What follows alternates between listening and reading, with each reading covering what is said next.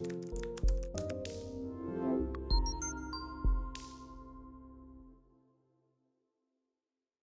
there everybody, AJ back again for the mighty gluestick channel. I make videos about Dungeons and Dragons lore full-time and have a collection of hundreds of monster ecology and strategy videos on my channel. If you like what I do, please consider subscribing as I upload at least twice a week.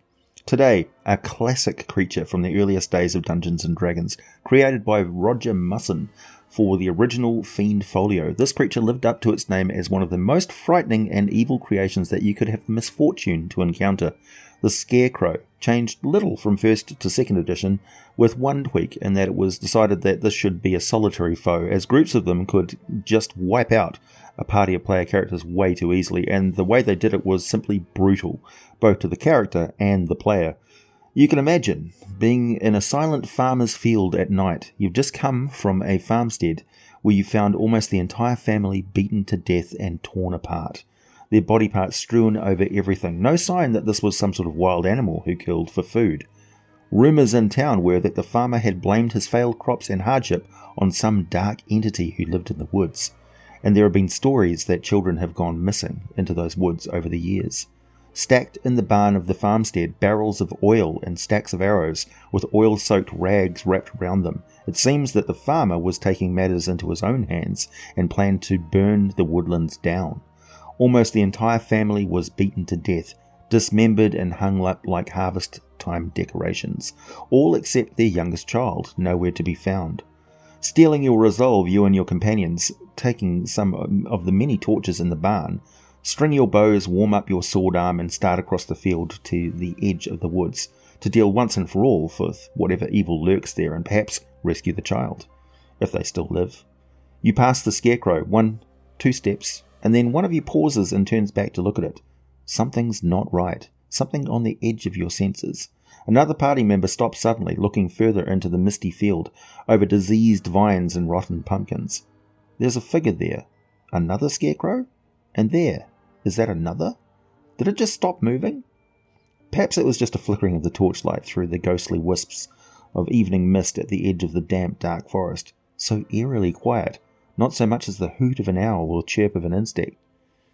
Turning away, the last of you is about to hurry to catch up, and then they hear it, a steady, slow, heavy drip of liquid right behind them. Turning again, brandishing the torch overhead, the light reveals dark red blood.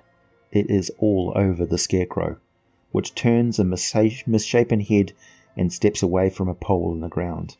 There, just ahead, you hear a strange gurgle, followed by a sick crunching sound, and then very congested bubbling sounds of someone struggling to yell or scream. More thuds as they spin around and see the Scarecrow, fists methodically raising and falling with great force as it slams into the body of the companion with lethal strikes and splashes of bright red blood. What makes it so much worse is that there is only the sound of sharp raking claws and the terrified powerless sounds of their friend being torn open, unable to move a muscle in their own defense, paralyzed with supernatural fear. Someone throws a torch which sizzles in the sodden vines, casting horrible shadows, and others turn to run towards the forest edge, but they see it now. The Scarecrows in the field, all around them, all seem to be moving towards them. There's no safe direction to turn to. Everywhere they look, burning orange-yellow eyes light up, and the cackling laughter begins. The grotesque jack-o'-lantern heads leering as they spring the trap, defending the woods and their creator from these interlopers. Scarecrows, my friends, are supernatural golems. As constructs go, physically, they're not very tough. They have an armor class of 11 and 8d8, or between 8 and 64, with an average of 36 hit points. They are magically resistant to bludgeoning, piercing, and slashing damage from non-magical attacks of any kind, but they take double damage from fire because they are literally scarecrows, made of wood, straw, moss, sackcloth, leather, and carved gourds, such as a pumpkin. Though the 5th edition version is depicted with the head made of sackcloth, traditionally they had a pumpkin head before 3rd edition. They carve eyes able to glow with malicious light. They have a speed of 30 feet per round. The body shape can actually be pretty variable if the being who created the Scarecrow doesn't wish to take advantage of the fact that when they are motionless, they look exactly like an ordinary Scarecrow. The magic that animates them is captured and from a trapped soul. The more evil the soul, the better. Over the decades of their existence in the game, the Scarecrow has gone from unintelligent, neutral construct with some interesting properties to becoming self-aware and malevolent. Until now, it is a chaotic, evil, artificial being with average intelligence, wisdom, and a charisma of 13, because the things are just so intimidating. They are magical constructs. The crafting is simple enough. The ritual is similar to creating a golem, except that the crucial element is very different. With golems, a mystical symbol that has various names is a vital part of their animation. With the Warforged, the symbol appears on their forehead the moment before they are infused with the spark of life, and no two carry exactly the same gulra, or mark of life. The word gulra means truth in Dwarven, referring to the symbol as actually the true name of the Warforged, and all golems carry a symbol like this, somewhere on or inside them. It is the culmination of their creation process. Most likely, it is a name written in this form of ancient supernal or primordial. The ritualist has no control over what this symbol is. They are just tapping into some very ancient and powerful magic created ages before. Scarecrows do not have this mark. They are instead directly animated by a trapped soul of an evil person, demon, or vicious beast inside the construct. There is no reason why an unintelligent monster cannot have its soul trapped inside a scarecrow of similar bestial proportions. They are bound by the same magic that wipes their memory and instills a fanatical loyalty, an obsession with their creator that means that they will follow every order and fight to the death to protect their master. Even if their master is killed, they'll continue. One simple adventure back in Dungeon Magazine has a town where they have a Bonfire Festival. Each villager creates a little straw doll and whispers all their sins into it. Then ceremonially throw the doll into the fire before going to discuss spiritual matters with the village priest, cleric, shaman, or elder. However, a local villain, most likely a hag, takes exception to the local spiritual representative and sends an actual scarecrow to terrorize the town and try to deliver a dire threat to the holy person. A fun little adventure for first level characters, that one. The various supernatural abilities of the Scarecrow have changed a little bit over the years, but the current version is a faithful template that we can enrich with some additional quirks. However, don't underestimate just how devastating multiple Scarecrows working together or working with allied monsters and antagonists can be. First, although they can't talk, they can have enchantments cast on them, such as Magic Mouth. They can be enhanced with protective spells, all sorts of spells. They don't need to breathe, eat, sleep, and can never become exhausted, poisoned, frightened, charmed, paralyzed, or knocked unconscious. So they can be filled with a device to release poison gas. They can contain a sack of hornets, or a bag of spiders, sturges, rot grubs, or snakes. You can incorporate wondrous items inside them, such as a bag of devouring, or to confuse those who think fire will destroy the Scarecrow, have a bit of smouldering armor attached to it, causing it to seem like it's billowing with wisps of smoke. The wizards, and particularly the hags that create these things, are just as likely to use interesting bits and pieces, items in their construction, as you or I would do so if we had them available. Also, the Scarecrow may take on variant traits based on the soul that animates it, particularly with the soul of a trapped demon. If you have Mordenkainen's Tome of Foes, you can apply the demon boons associated with a lord of whatever demon was infused into the Scarecrow, just for giggles. The soul inside the construct is what powers its most insidious ability, the supernatural fear that makes these things so deadly. Not only do their physical strikes carry this unnatural terror, they can unleash it as a gaze attack. The Scarecrow targets one creature it can see within 30 feet of it, and the Scarecrow has dark vision out to 60 feet. As far as I can tell, its vision in daylight is the same as a human. If the target can see the Scarecrow, the target must succeed on a DC 11 Wisdom saving throw or be magically frightened until the end of the Scarecrow's next turn. The frightened target is paralyzed. A paralyzed creature can't take actions or reactions and can't move or speak. The paralyzed creature automatically fails strength and dexterity saving throws. Attack rolls against the creature have advantage, and any attack that hits the creature is a critical hit if the attacker is within 5 feet of that creature, which means the Scarecrow is just going to tear that creature to shreds. Being paralyzed with fear until the end of the Scarecrow's next turn means that creature doesn't get to make a saving throw against the effect on their own turn, and you can have you have to be really careful if you're modifying this monster about the difficulty of that saving throw, particularly if this is not a party of characters against just one Scarecrow. Otherwise, you will see the mechanics of the game and just random dice statistics quickly turn this into a very deadly encounter. Similar to the way ghouls, carrion crawlers, and Chul have a habit of killing characters. Experienced players know to absolutely concentrate at their attacks to take out anything that has a chance of incapacitating their characters. Experienced dungeon masters know how to both take advantage of this kind of creature and how to foreshadow its ability to really freak out the players. You might even break the cardinal rule right at the start of the encounter just for psychological effect. So the Scarecrow reveals itself and paralyzes one of the characters with the lowest wisdom score in the party. They don't get a saving throw, and the Scarecrow is not going to attack them at all. It's just for narrative effect, and the players should be reassured that that is the case. They get to save against this effect afterwards, but for that player at the start of that round, oh boy, are they going to freak out about that ability of the creature to paralyze them. The tricky part as a player is role-playing this encounter correctly, as it's all too easy to metagame and just treat the fear as a mechanical problem during combat. It is, sure, but it's also deeply disturbing for the player character. If this encounter is anywhere near non-player creatures, they are terrified, absolutely terrified. A crowd of town guards and villagers will just scatter. Livestock will stampede out of there, trampling those who fall. Birds, insects, fish, anything capable of feeling fear will just exit the area. This is a fight for heroes. Non-player characters should not be there unless just to serve to hammer home to the players that their characters are spooked, scared, doing their best just to stay and fight. Scarecrows can throw objects, but they're not really ranged attackers. They prefer to close into melee range and employ clawing attacks. The standard Scarecrow is challenge rating 1 and humanoid, so they can make 2 claw attacks each round, a +3 to hit, and inflict 2d4 plus 1 slashing damage, plus any creature capable of experiencing fear must save on a DC 11 wisdom saving throw or be frightened until the end of the Scarecrow's next turn, with the same effects as before, that paralysis.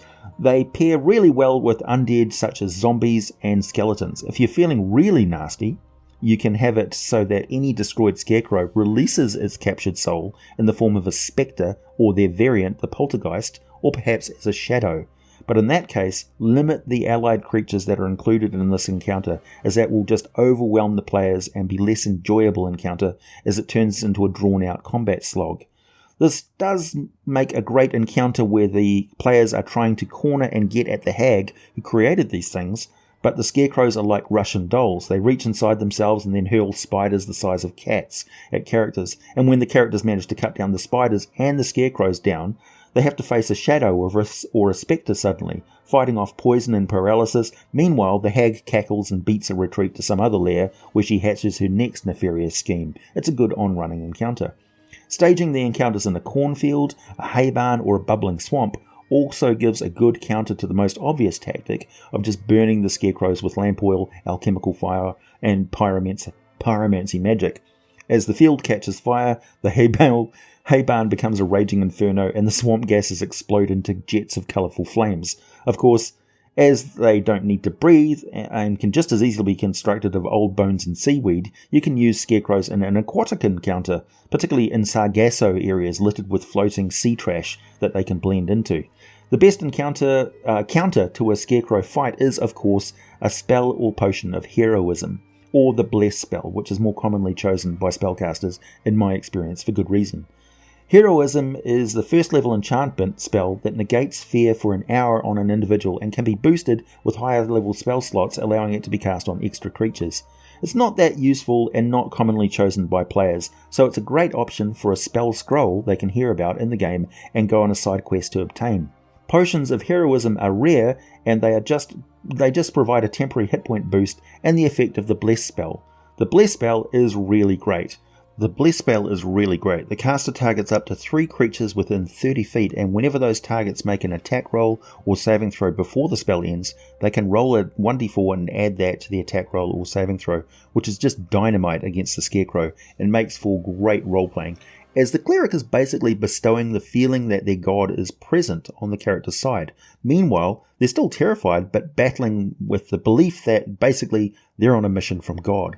You cannot get a better example of the bless effect in action than the scene right before the battle against the evil Lopan in Big Trouble in Little China, one of my all-time favourite movies. The Scarecrow has some action in the Forgotten Realms. At one point there was a kind of an outbreak of them in Waterdeep, specifically in the Undercliff ward, about a century ago, in the surrounding farmlands. You can encounter them but wandering the wilderness of Desert Mouth and also in the High Forest region. But always keep in mind, hags are usually nearby and are able to scry through the eyes of the Scarecrow, seeing what it sees. In Tomb of Annihilation, there is a coven of night hags known as the Sowen Sisters working for Acererak. They have a scarecrow named Mr. Threadneedle, who serves as their butler, and who is disguised by magic to appear human. So, see what I mean about using magic on the scarecrows? Give you lots of evil ideas? It should. The 5th edition adventure Curse of Strahd includes a number of scarecrows, though mostly they're just innocent-looking bird-scaring devices. Well, not really innocent-looking. However, the crone Baba Lysaga regularly sends her constructed scarecrows on raids against the winery belonging to her were-raven neighbours. Hags actually discovered how to create scarecrows by observing one of these things spontaneously coming into being during a profane and crazy harvest festival where the participants, this is a long time ago, so it was probably elves, green elves maybe, accidentally casting some sort of group energy fey magic, which triggered a dark force already in the area. The wild and jerky dance moves bolstered the scarecrow, which had a flaming head, pumpkin head, and hurled balls of fire, immolating everything, elves included.